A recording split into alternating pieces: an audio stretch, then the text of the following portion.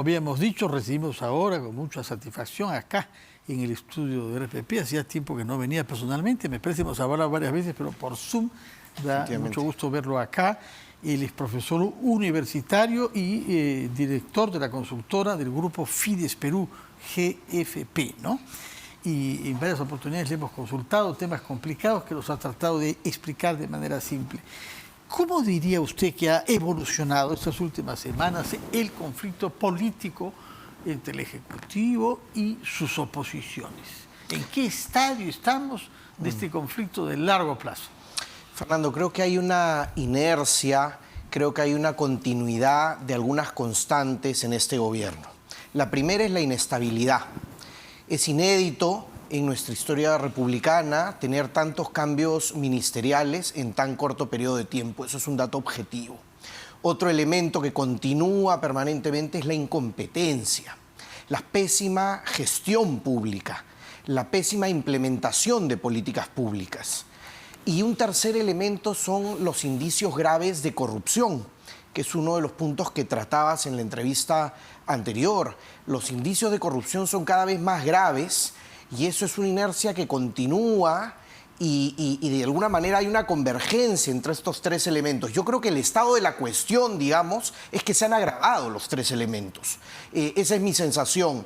Y creo que del otro lado... Volatilidad, incompetencia y corrupción. Correcto. Y creo que del otro lado, y lo que resulta complejo para el análisis social y político, es que a pesar que se agrava esa situación, hay una distancia, hay una indiferencia ciudadana respecto al debate público y a la política. Y creo que esa paradoja es importante analizarla. Como hemos visto con las elecciones primarias de los partidos, efectivamente, ¿no? Los 2 domingos pasados. Efectivamente. Y si uno se para al azar en cualquier plaza pública en el Perú en este momento, yo apostaría que el tema de discusión no es, digamos, estos escándalos de corrupción, ni las designaciones de ministros, ni el último desatino del gabinete o del presidente de la República, que no hay una discusión, que no hay un debate público que guarde, digamos, proporción con la magnitud del problema. Yo creo que eso es parte de la crisis. Ahora, lo peor es que no hay mucha claridad respecto de un debate de base.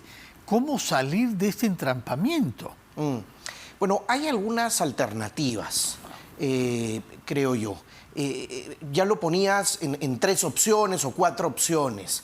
Mi sensación es que tenemos que dividir esto entre los asuntos jurídicos y los políticos, que evidentemente se cruzan, pero hay 2 asuntos. Hay un tema que le compete al Ministerio Público, al Poder Judicial, y en buena hora leía el tuit de hace minutos con impedimento de salida. Primer ministro, me parece, ¿no? Primer ministro que sufre una decisión fiscal que solicita al Poder Judicial que le impiden salir del país. Al señor Silva, que hace pocos días era ministro de Transporte. Correcto, y que estuvo con 3 gabinetes, hay que recordarlo. Era uno de los más tenaces en el error, ¿no? Exactamente. Entonces, eso es una decisión que yo saludo, pero en general hay que preguntarle y exigirle a las autoridades judiciales acciones, porque hay muchísimos escándalos muy graves y no se ven resultados. Y el segundo es el político, y el político, el gran protagonista, es el Congreso de la República. Evidentemente hay designaciones pésimas desde el Palacio de Gobierno, pero hay facultad para hacerlo. Lamentablemente puede designar esos pésimos ministros y hacer cambios cada 2 semanas, pero debería haber que en teoría, cuantitativamente, hay una oposición mayoritaria en el Congreso, pero no vemos un correlato de esa oposición política. Más allá, con censuras. Con censuras, por ejemplo, solo han habido 2. ¿Por qué no han habido más censuras? En muchos casos hubo renuncias. Sí, hubo 2 ante inminentes censuras, pero en general, yo creo que hay una pasividad y hay un problema de agenda en el gobierno, evidentemente, pero también en la oposición política, que pasa por la falta de liderazgo, que pasa por la falta de agenda, que pasa, creo yo, por un elemento común entre el presidente de la República y los congresistas, que la prioridad es mantenerse en el cargo. Yo creo que esa es la prioridad. Ojalá me equivoque. Si se pueden en el camino conseguir algunos beneficios, ¿no? Correcto. Entonces, ahí tenemos un problema de fondo, porque la salida a esta crisis, yo veo que el problema cada día se agrava y hay salidas constitucionales, pero cualquiera... ¿Cuáles son esas salidas constitucionales? Bueno, una, por ejemplo, es recortar los mandatos y el adelanto de elecciones generales. Pero eso requiere un voto también. Correcto, en el Congreso de la República, pero es una salida constitucional. Sí. Eventualmente... Pero si hubiese el voto, ya se hubiera vacado al presidente o ya se hubiera censurado a otros ministros. Correcto, no lo hubo porque creo que hay esa sensación de mantenerse en el cargo. Luego hay un debate jurídico sobre si eventualmente, digamos, es vacado el presidente, constitucionalmente debe asumir la vicepresidenta. Sí. Pero ahora hay una controversia ahí también respecto a la vicepresidencia. Y en cualquier caso, nuevamente, hay esta colisión entre lo jurídico y lo político. Podría haber una discusión eventualmente sobre si deje el cargo el presidente, está vacante, también el cargo de vicepresidencia, asume temporalmente el presidente o presidenta del Congreso, y si se debe convocar elecciones solo de presidencia o elecciones generales. Ese es un debate jurídico, pero políticamente, si uno revisa la legitimidad que tendría una elección solo de presidencia de la República, pues es muy baja. Entonces, mi sensación es que dentro del escenario trágico, lo menos malo sería, digamos, impulsar un adelanto de elecciones generales que debería tener como prerequisito dos condiciones. La primera es una serie de modificaciones de las reglas de juego a nivel legal y constitucional. ¿Cuáles reglas? Algunas ya se están discutiendo y me parece bien. Yo he sido muy crítico de la presidenta del Congreso, pero saludo lo que ha hecho esta semana de impulsar, por ejemplo, la bicameralidad, de impulsar el retorno a la posibilidad de reelección de congresistas de la República. Yo creo que son medidas impopulares, pero necesarias, porque generan un incentivo en los políticos y porque generan carrera política. Si uno revisa las democracias más desarrolladas del mundo, todas tienen reelección. En Latinoamérica todas, salvo Costa Rica, me parece. Entonces, y en Europa ni qué decir. México, entonces, creo que también tiene restricciones. Por el límite, pero sí hay posibilidad de reelección. Entonces, eso es un elemento, modificar algunas reglas que permitan, digamos, cambiar el tablero y las reglas de juego para no llegar nuevamente a lo mismo. Y lo segundo es un poco más complicado, que es la búsqueda de liderazgos. ¿Quiénes van a ser los actores políticos que llenen los vacíos? Porque no se trata de decir que se vayan todos y los que vengan pueden ser igual o peor. Entonces, ahí sí hay una tarea un poco más compleja, porque se ha avanzado muy poco desde los partidos políticos y lamentablemente hay pocos incentivos para la participación política. Este tipo de gestiones públicas tan malas lo que hace es repeler a buenos profesionales de la función pública y la política.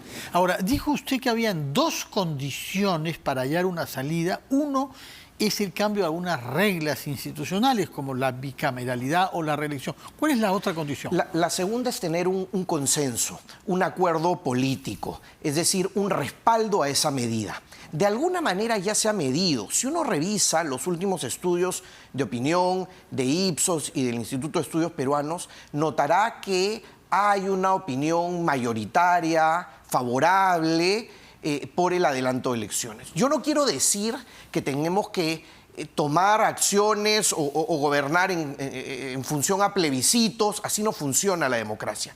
Pero en situaciones extraordinarias se requiere un respaldo ciudadano a medidas excepcionales. Entonces yo diría que ese es el segundo requisito, ¿no? Un consenso político como el año 2000. Correcto, correcto. Que debería ser promovido o articulado en el marco quizá del Acuerdo Nacional, como se planteó la posibilidad. Sí, aunque se ha debilitado mucho ese espacio, ¿no? Se ha debilitado mucho ese espacio del Acuerdo Nacional, pero es una posibilidad. Pero el gran foco de la discusión para ello tiene que ser el Congreso de la República. El problema es que los partidos políticos que nos representan en el Congreso de la República tienen pues una legitimidad muy baja y tienen muy poco... Pero precisamente por eso es importante el Acuerdo Nacional, porque hay algo más que partidos. Hay gremios sindicales, gremios empresariales, universidades, iglesias y confesiones, etcétera. Es cierto, ¿no? es cierto. Es ampliar el espectro. Al final va a decidir políticamente el Congreso, pero, digamos, es una forma de ampliar el espectro, de acuerdo. Lo que yo he visto en las últimas reuniones del Acuerdo Nacional que se han hecho públicas es que el impacto es mucho menor de lo que había... Porque se le ha manoseado, se le ha utilizado, como ha sido el caso del presidente Castillo, ¿no? Sin duda. Que les dice al director ejecutivo más grande algo y que queda desmentido en la realidad. Es decir, ha utilizado la buena fe, no solamente del Gobierno Nacional, sino del cardenal Barreto también. Es cierto. Ahora, usted ha reprochado al Congreso el no tener agenda ni liderazgo. ¿A qué se refiere con falta de agenda? Porque la verdad es que si nos vienen desde fuera, nos pasamos el día discutiendo sobre política como poder y como quién lo ejerce y cómo eliminamos a uno, cómo sacamos al otro, como si no hubiera una agenda social y económica. Correcto. Parece que estuviéramos en el mejor de los mundos, Correcto. en el que nos podemos permitir hablar simplemente sobre instituciones y sobre la superestructura política. Correcto. Yo hacía un ejercicio hace algunas semanas y revisaba las principales promesas de campaña electoral de los partidos políticos que accedieron al Congreso de la República. Entonces, digamos, hay un tema de fiscalización que tiene mucho espacio y mucho protagonismo mediático, pero hay un gran espectro legislativo. Por ejemplo, el tema de pensiones. Todos hablaban en la campaña electoral del tema de pensiones. ¿Qué partido ha presentado algo concreto sobre el tema de pensiones? Pues ninguno. El tema de educación, todos hablaban del fortalecimiento de educación, incluso los dos candidatos que pasaron a segunda vuelta, Pedro Castillo y Keiko Fujimori, Fuerza Popular y Perú Libre como sus partidos, firmaron públicamente un compromiso de fortalecimiento de la SUNEDU. Pues, ¿qué es lo que hemos visto? Debilitar la SUNEDU. ¿Con los votos de quién? De Perú Libre y de Fuerza Popular. Entonces, a eso me refiero con falta de agenda. ¿Dónde están las propuestas en términos educativos? Afortunadamente hay algunas, no sistemáticas, dispersas, de modificaciones, creo yo, de sistema electoral y sistema de partidos que pueden ser positivas, pero nuevamente, dispersas. Y ponía el ejemplo de la reelección, de la bicameralidad. Entonces, eso es falta de agenda. Falta de agenda es que hayan decenas de proyectos legislativos cada semana y que no haya una consistencia de cada grupo de cuáles son sus 2 o 3 prioridades. Eso es una falta de agenda. Sí. Ahora, usted como consultor tiene la mirada puesta naturalmente en las dificultades que tienen quienes le consultan, pero como profesor está en contacto con los jóvenes, con adolescentes que entran a la universidad. ¿Cómo ve usted la percepción que los jóvenes se hacen del momento que está viviendo nuestro país y de los actores políticos que tenemos? Es interesante porque si uno revisa lo que ha sucedido a lo largo de las últimas décadas, durante, digamos, lo que va del siglo XXI, han habido periodos muy distintos para el país. Por ejemplo, entre el 2003 y el 2014, un periodo de crecimiento económico muy grande, de reducción de la pobreza muy grande y de mayor facilidad, sin perder la perspectiva, de conseguir empleo, de conseguir prácticas preprofesionales para esos alumnos, de tener oportunidades, de ver mejoras en los salarios de sus padres. ¿Qué ha pasado en los últimos años? Pues se ha visto un deterioro enorme en las dificultades económicas, empleo, y eso se siente también en los estudiantes y en los jóvenes en general. Ya los estudiantes universitarios en un país como el nuestro es una élite privilegiada, es un sector minoritario dentro de los jóvenes. Entonces, ¿qué es lo que se ve a partir de ese escenario y esa dificultad? Yo creo que se ve una distancia grande con la política. Siempre hay... hay épocas en que los jóvenes son los más activos y los más comprometidos y los más yo diría que son episodios, más que épocas. Me permito ahí, no sé, quizá discrepar. Yo creo que más que épocas son episodios o momentos puntuales. Por ejemplo, las marchas de noviembre de 2020 contra Merino. Había muchos jóvenes, muchísimos, y muchos estudiantes, pero yo me pregunto si era un episodio o una época. Tengo mis dudas, no tengo una medición para verlo, pero mi sensación es que hay un deterioro en los últimos años y que no se puede leer ese deterioro sin los efectos brutales de la pandemia. A eso quería justamente llegar. El punto... ¿Cuál es el efecto? ¿Cuáles son estos efectos brutales, como usted dice, sobre nuestra mente, sobre la actitud? Porque lo que ha descrito usted son haber salido de un largo periodo de crecimiento económico y reducción de la pobreza, al mismo tiempo de estabilidad institucional, en fin, casi 20 años, y de pronto perdemos todo eso. Estamos ante un espectáculo de incertidumbre y de corrupción y de incompetencia, como usted ha definido el momento, y se reacciona poco. Sí, sí. A ver, mi sensación es que la necesidad o la posibilidad de reaccionar también pasa por referentes y liderazgos. Creo que hay una debilidad muy grande ahí de referentes y liderazgos por ensayar algunas ideas. En segundo lugar, y hablábamos de la pandemia, yo creo que la dinámica social y la dinámica académica pues cambió mucho. Somos uno de los pocos países del planeta que tuvo 2 años a sus estudiantes escolares y universitarios alejados de los colegios y universidades. Eso es inaudito y fue terrible. Yo creo que ahí hay un daño brutal que los especialistas en la materia tendrán que medirlo, y ya desde el punto de vista de la psicología social, cómo ha cambiado las conductas y el comportamiento. Yo no soy especialista en ello, pero apostaría que hay cambios evidentes que se pueden medir para no entrar a mayores índices de depresión entre jóvenes, que ya está medido. Entonces, mi sensación es que no nos hemos recuperado de ese golpe y esa dinámica social distinta con la pandemia, que vino acompañada no solo de crisis económica, sino a otros hábitos, otra dinámica, y la falta, digamos, de juntarse, de estar en los pasillos. Eso es parte de los estudios también, de conversar en la cafetería, de juntarse. Son muchos estudiantes que han estado 2 años a distancia, conociéndose por Zoom. Entonces, yo sí creo que eso altera la dinámica social y participativa también. De acuerdo. ¿Y qué prevé usted como impacto de estos audios recientes y esta decisión de la Fiscalía de pedir que se prohíba la salida al extranjero de un ministro que hasta hace poco estaba en el gabinete? ¿Algo puede cambiar? ¿Algo puede generar un desenlace más rápido de lo que creemos? Yo creería que sí, porque la relevancia de los actores, fíjese, este audio, uno de los protagonistas es el señor Bruno Pacheco. Prófugo de la justicia. Este sujeto no solo está prófugo de la justicia, sino que hasta hace pocos meses era secretario general del presidente, de Palacio de Gobierno, al cual se le encontraron $20.000 en efectivo en el propio Palacio de Gobierno que no supo explicar. Este señor es una persona muy cercana al presidente de la República y al poder político.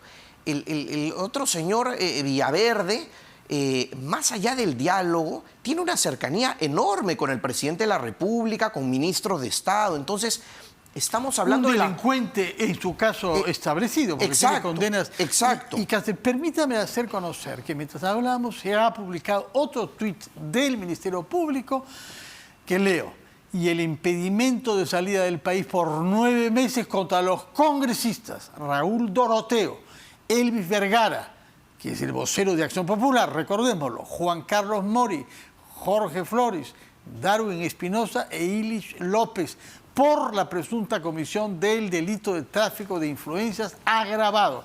Y estamos ante una solicitud que la Fiscalía hace respecto, en este caso, no de un exministro, sino de congresistas en ejercicio. Correcto. Además, congresistas, me parece, de Acción Popular, que en teoría son los niños. Los niños, que en teoría son opositores. Sí. Y digo en teoría porque lo que hemos visto en el Congreso de la República, pues, son unas alianzas muy extrañas para una serie de cuestiones, ¿no? Desde elección de magistrados del Tribunal Constitucional, que en buena hora ya tenemos magistrado del Tribunal Constitucional, pero uno veía, pues, de la mano a Perú Libre, con Fuerza Popular, con Renovación Popular, así como estuvieron de la mano para otros temas. Y uno ve también a congresistas, por ejemplo, de Acción Popular, que en teoría son opositores, con algunas defensas del gobierno, pues mayores que las que hace la propia bancada de Perú Libre, ¿no? Lo mismo encuentra a veces con Somos Perú. Entonces, lo que digo es que esa falta, digamos, de claridad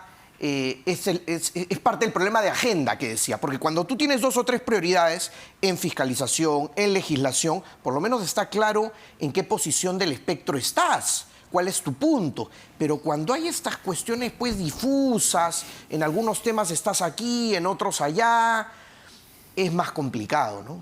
De acuerdo. De manera que entre los jóvenes que ustedes forman en la UPC en Ciencias Políticas, no ve usted un derrotismo y una resignación. Lo que ven, por lo que le comprendo, es faltas de liderazgo a quienes adherir y respaldar.